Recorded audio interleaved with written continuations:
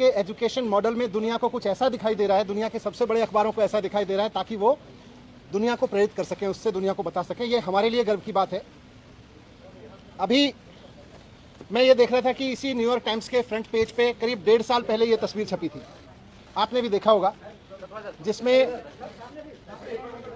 Covid के दौरान नदी के किनारे जलती हुई लाखों लाशों की तस्वीरें छपी थीं।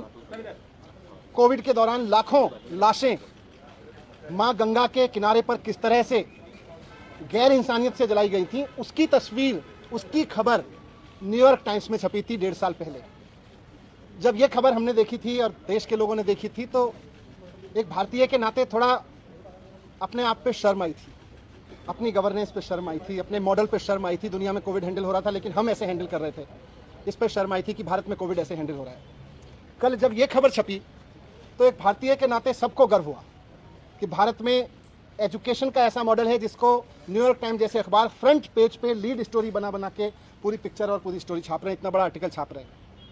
ये मेरे लिए भी गर्व की बात है, लेकिन मैं बहुत विनम्रता के साथ कहना चाहता हूँ कि ये खबर मेरी उपलब्धि नहीं है। ये खबर मेरी वजह से नहीं छपी कि मैंने कुछ ऐसा कर दिया जिसकी तारीफ हो रही है। ये एक्चुअली दिल्ली के टीचर्स की तारीफ है।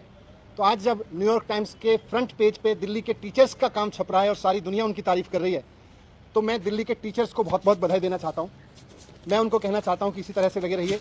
लाखों करोड़ों बच्चे, आने वाली पीढ़ियाँ इस बात को याद रखेंगी कि दिल्ली के टीचर्स ने और दिल्ली के बच्चों ने इतनी मेहनत की कि उनका काम दुनिया में, सारी दुनिया के सर चढ़ के बोला, सारी दुनिया में भारत की तारीफ का कारण बना। ये हम सब के लिए और खासतौर से हमारे टीचर्स के लिए गर्व की बात है। कल मेरे घर सीबीआई के ऑफिसर्स आए थे और दिल्ली सचिवालय में मेरे जो एजुकेशन मिनिस्टर का, डिप्टी सीएम का ऑफिस है, वहाँ पर भी उन्होंने रेड की थी। सारे ऑफिसर्स दोनों जगह बहुत अच्छे लोग थे, बहुत अच्छे से सबने बहुत व्यवहार किया। उनको ऊपर से ऑर्डर्स हैं, उसकी तामील उनको करनी है।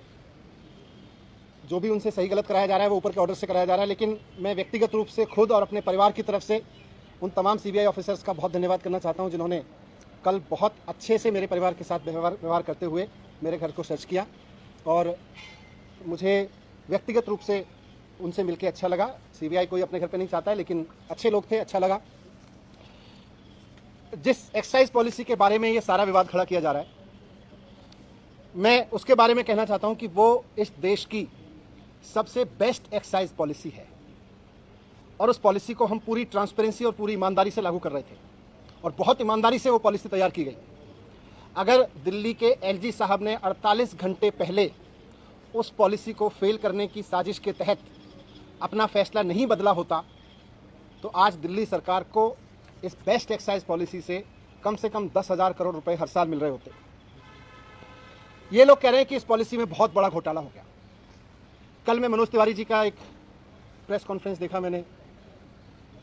मनोज तिवारी जी कह रहे थे कि 8,000 करोड़ का घोटाला हो गया एक्साइज पॉलिसी में। मनीष सिसोदिया ने 8,000 करोड़ का घोटाला किया। फिर थोड़ी देर बाद बीजेपी के और एक नेता आए प्रेस कॉन्फ्रेंस करने या शायद किसी मीडिया में बात करने, वो बोले 1100 करोड़ का घोटाला मनीष सिसोदिया ने किया है।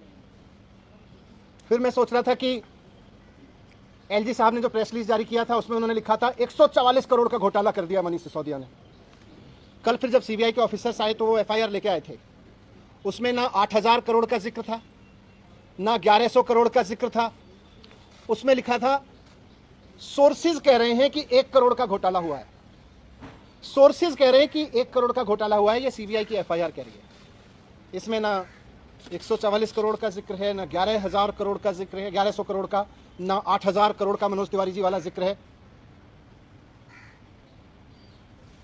मैं कह रहा हूं कि ये सब बकवास है, ये सब बकवास कर रहे हैं।